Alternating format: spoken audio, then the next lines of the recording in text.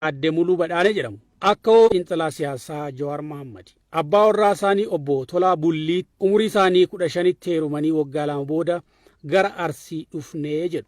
Bakka irraa godaananis dubbatu. Maqaan kan keessan? Kiyyamu. Muluudha kan. Muluu eenyu?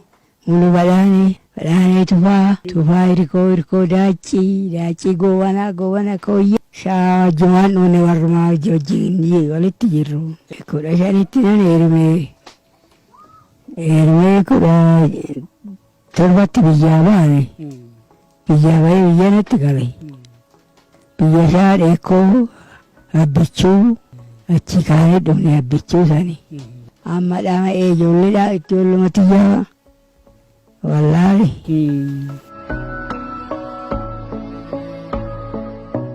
Isaan dheerina umurii ofiirraa baay'een waliin haasa'uu hin dandeenye maanguddoota birootti dabarra. Gandi kun Sangoo jedhan Sangoo jennaan. Okay, Sangoo jettan. Sangoo jennaan. Asumatti dhalan. Abbaan kan kee? Tolaa Bulliiti. Tolaa Bullii. Tolaa Bullii bunee jenna. Salaalee dhufan. Haadha xiyya achumatti fuudhee dhufe. Jawaar diimatti hin ta'e diima amma bakka gabaa hojjeduree jarri kun jiru kana. Haati kee waggaa meeqa hin ta'an jettee Adde Muluu? An waggaa 100 hin taatin jedhaa kun reefu 90 jedhu jara. Gara 90 jala dhufa. Yoo tilmaamu.